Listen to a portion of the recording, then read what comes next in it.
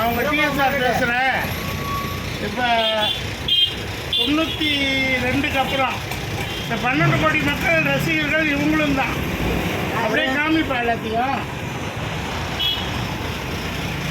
12 கோடி பேர் ரசிகர்கள் சொல்கிறது இந்த சினிமா கொடுத்த சொத்து அதான். அதே மாதிரி இந்த கார்பரேஷனும் டிக்கெட்டுக்கு காசு எடுக்கிற வேறு ஒன்றும் இல்லை. டப்பாக கொடுத்துரும். இதில் 500 ரூபா 30 லட்சம் கொடுத்தா நான் கொடுத்துருவேன். இந்த சேஞ்ச் இல்லை, கண்டக்டர் சேஞ்ச் தர மாட்டாங்க. ஸோ ஒரு காலத்தில் ஒரு ஐ திங்க் நான் வந்து 90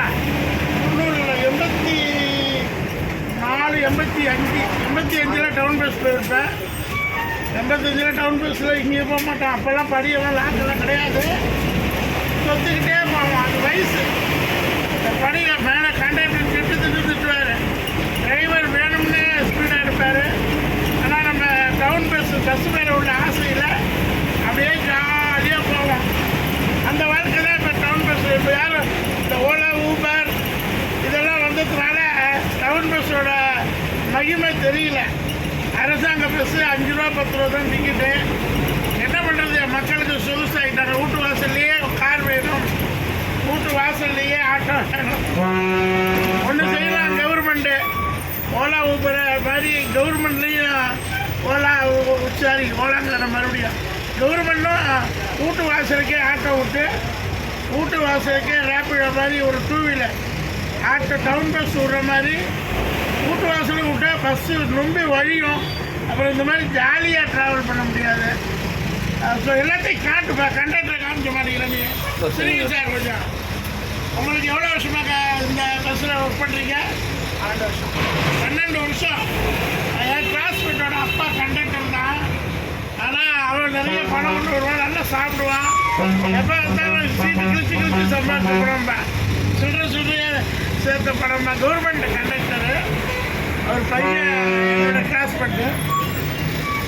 ஸோ அந்த கண்டக்டர் லைஃப் வந்து ரொம்ப எப்படி போகும்னா கண்டக்டர் லைஃப் இதுதான் ஹெட்டிங். 12 மணி நேரம் பஸ்லேயே தூங்குவாங்க, பஸ்லேயே நிற்பாங்க, பஸ்லேயே அது பழகி போயிடும். அந்த ரூபா நோட்டை ரஜினி சார் வந்து கண்டக்டராக தான் வந்தவர். ஸோ அதனால் அந்த கண்டக்டரோட ஸ்டைல் ரொம்ப சர்வீஸ் மைண்டட் பீப்புள். அவங்க வெளியில் போய் சம்பாதிச்சா லட்சக்கணக்கில் கூட சம்பாதிக்கலாம். ஆனால் அந்த கண்டக்டர் தொழிலில் அவங்களுக்கு மைண்ட் செட் ஆனதுனால இன்னும் எதிர்த்தாப்பில் ஃபயர் சர்வீஸ் இருக்குது. பார்ப்பா என்னென்னு காட்டு. எதிர்த்தாப்பில் ஃபயர் சர்வீஸ் வந்துருக்கு. ஏதோ பிரச்சனை போல இருக்கு. எனிவே மெட்ரோ வேலை பிரமாதமாக நடக்குது. 2030க்கு மேலே வர்றவங்கெல்லாம் சொல்கிறோம். அப்படியே காமி மெட்ரோவெல்லாம் காமி. இந்த மாதிரி டவுன் போகிறது ஒரு சொந்த வாழ்க்கை. காசை கொடுத்துருப்பா. அடுத்த ஸ்டேஜ் வந்தால் செக்கர் வந்துடுவார். ஸோ அப்படியே கண்டக்டர்கிட்ட சேர்ந்து கொடுத்தாச்சு. வெறும் 6 ரூபா காசு தான். எத்தனை கிலோமீட்டர் வரும்? அவுச்சியிலேருந்து ஒரு 10 to 12 கிலோமீட்டர் ட்ராவலிங்க்கு ஜஸ்ட்டு 6 ருபீஸ். அதுக்குள்ள கண்டக்டர் சில்லறையில் சத்தம் போடுறாங்க பாருங்க. கவர்மெண்ட்டு என்னதான் ஃப்ரீ கொடுத்தாலும் லேடிஸ் எல்லாம் ஃப்ரீயா? லேடிஸ் எல்லாம் ஃப்ரீ. அப்படியே காமிப்பேன். நான் எல்லாம் வேலைக்கு போகிறவங்க தான் பார்க்க தெரியும். அவங்களுக்கு லேடி கை குழந்தைய காமி. அது எவ்வளோ அழகாக ஜாலியாக ட்ராவல் பண்ணோம். நல்லா காற்று 2 பக்கமும். ஸோ எப்படின்னா கண்டக்டர் வாழ்க்கை அவ்வளோ டஃப்பான வாழ்க்கை. 12 மணி நேரம் கால் கணக்கு நிற்கிறோம்.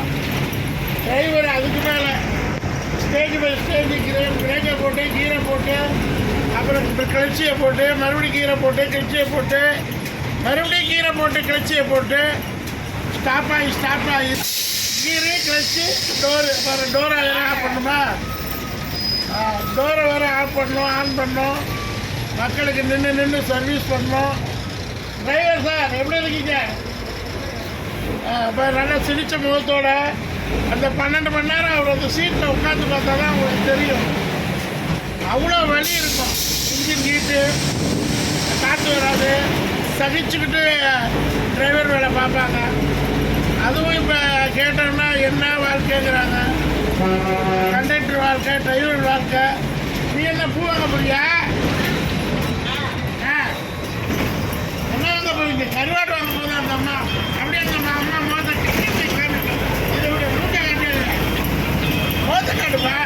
காமி அவங்க அப்படியே. நீ எங்க போற? அதான் பூ கடைக்கு மார்க்கெட்டில் பூ வாங்குது பாருங்க. நான் சொல்லுவேன், படிக்கலைன்னா இந்த அம்மாக்கள் படுற வேதனை இருக்கு. போய் பூ வாங்கிட்டு வந்து கட்டி சாயந்தரம் அங்கே காட்டு இந்த அம்மாவை. நீங்கள் எங்கே போறீங்க? பூ கிடைக்கா எல்லாரும் பூ வாங்குறாங்க. நீங்கம்மா பூ வாங்குவா இந்த பாட்டி பாட்டி முகத்தை காட்டி அப்படி ஒரு சிறு சிறு பாட்டியா பூவாங்க பாருங்க. படிக்காதவங்களுக்கு பூவே துணை. பூ வாங்கி அதை கட்டி இவங்கெல்லாம் சின்மையாக இறங்குறாங்க டிக்கெட்டு அடுத்த பின்னாடி எல்லாம். நீங்கள் எங்கே போறீங்க? ஒரு முகத்தை காட்டுற டக்குன்னு அவரும் பூக்கடை தான். எல்லாரும் பூக்கடை தான் போகிறாங்க. பூ வாங்கி விற்று அதில் 2 காசு சம்பாதிச்சு அதுக்கப்புறம் பூ விற்கிறது பாருங்க. மக்களுடைய இந்த வீடியோ பார்க்குறீங்களோ இல்லையோ அவங்க பிள்ளைங்க பேருங்க இதை தான் நோண்டிட்டு செல்ல தான் பார்ப்பாங்க. இந்த அட்லீஸ்ட்டு இவங்க முகத்தை நம்ம அம்மா வருது நம்ம அக்கா வருது அப்படின்னு சந்தோஷத்துக்காக தான் மெயினாக இந்த வீடியோ எடுத்தது. அதே மாதிரி என்னுடைய 12 கோடி பேரில் ஒரு 3-4 கோடி பேர் இந்த மாதிரி அம்மாக்கள் தான். ஏன்னா ஜட்ஜையா அப்படின்னு சொல்லிட்டு ஒரு அங்கீகாரம். இன்னும் நடிக்கலாம், இவங்களுக்காக நடிக்கணும்னா சீனியரில் தான் போகணும். வேறு என்ன, கிளைமேட்டு நல்லா தான் இருக்குது. சென்னை கிளைமேட்டு மார்க்கெட்டு வந்துருச்சு. முன்னாடி இறங்குறாங்க. நானும் அப்படியே போய் சூப்பர் மார்க்கெட்டை சுற்றி நான் அப்படியே வாங்கிட்டு வரேன். ரொம்ப நன்றி. அப்படியே எடுத்துட்டு டிரைவரை காப்பி. டிரைவர் சார் நல்லா மக்களை காப்பி, மக்களோட மக்களா. டிரைவர் சார் ரொம்ப தேங்க்ஸ் சார். மோசம் எடுப்பா டிரைவர் சார் கிட்ட போய் எடுத்துட்டு தேங்க்யூ தேங்க்யூ. வாங்க எல்லா நடிகரும் இப்படி வந்தாலும் சந்தோஷமா இருக்கும்ல. இது விஜய் பூ வாங்க போகிறோம்.